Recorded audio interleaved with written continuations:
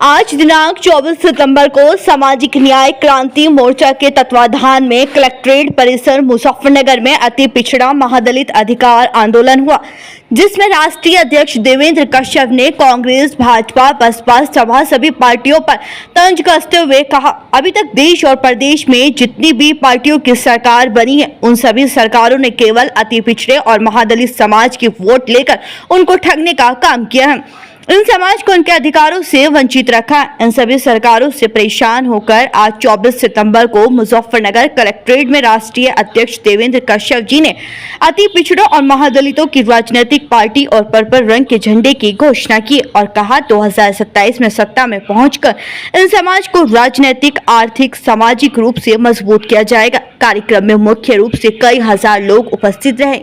ये किस तरह का बदलाव हिंदुस्तान में देखने को मिला? इस तरह की बदलाव तो ये है ना, अति पिछड़ी जाती है, पाल, कश्यप, सैनी, नाई, जोगी, विश्वकर्मा, बंजारा, दलित में वाल्मीकि, खटीक, धोबी, पासी। 78 साल से इन जातियों की स्थिति गांव में जाकर देखो ना, इनके पास अच्छे घर हैं, ना ये नौकरियों में है, ना इनके पास जमीन है, ना व्यापार में है।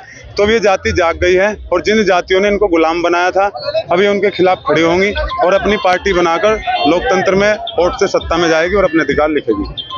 क्या लगता है कि प्रधानमंत्री मोदी ने कहा सबका साथ सबका विकास? नहीं, अगर सबका साथ सबका विकास होता, चले मोदी जी गांव में जाकर देखे, कश्यप का तो विकास नहीं है, पाल का विकास नहीं, प्रजापति का नहीं, नाई का नहीं, विश्वकर्मा का नहीं, बंजारे का नहीं, व्यापारियों का, किसी इनका ही विकास है और किसी का तो विकास है नहीं इसमें सरकार में। अब देखो जातियों की क्या स्थिति। ये कहते हैं कि जाति की बात ना करो, लेकिन जातियां गरीब क्यों है? सवाल तो ये है ना, पूरी की पूरी जाति गरीब है। चलो हम कहते हैं कि इन जातियों में, पिछड़ों में कुछ मजबूत होते, कुछ कमजोर, ये तो पूरे के पूरे कमजोर है, गरीब है। और कुछ जातियां इतनी मजबूत होगी आज़ादी के 78 साल बाद, उन्हीं पे ठेकेदारी रहेगी, उन्हीं पे बढ़िया मकान रहेंगे, उन्हीं के बच्चे अच्छे स्कूल में पढ़ेंगे, उन्हीं के पास कार रहेगी और उनके पास साइकिल भी नहीं रहेगी। ये नहीं होगा। झंडा भी दिया गया है लोगों का, जो झंडा अपनी पार्टी का झंडा है, अपनी पार्टी का आज झंडा दे दिया गया है। चुनाव आयोग में पार्टी का रजिस्ट्रेशन हो जाएगा और 2026 का चुनाव पहले पार्टी 40 के वार्ड पर लड़ा होगी, पूरे के पूरे जिला पंचायत, और 2027 का चुनाव उत्तर प्रदेश में मजबूती से 100 सीटों पे लड़ा जाएगा और भारतीय जनता पार्टी और इन सभी पार्टियों को सबक सिखाया जाएगा। लंबे समय से समाज की लड़ाई लड़ रहे हैं, क्या लगता है क्या दिशा और दशा को बदल पाएंगे? लड़ाई तो देखो, जिसके पास सत्ता होती है कलम, political power is the God power, राजनीतिक शक्ति भगवान की शक्ति के बराबर है। अब हमें इस बात समझ में आ गई है, पार्टी नहीं देगी। अगर मुलायम सिंह यादव पिछड़ों के नाम पे आए तो उन्होंने यादवों का भला किया, मायावती बहुजनों के नाम पे 85 का नारा दे के आई, उसने हरिजनों का भला किया।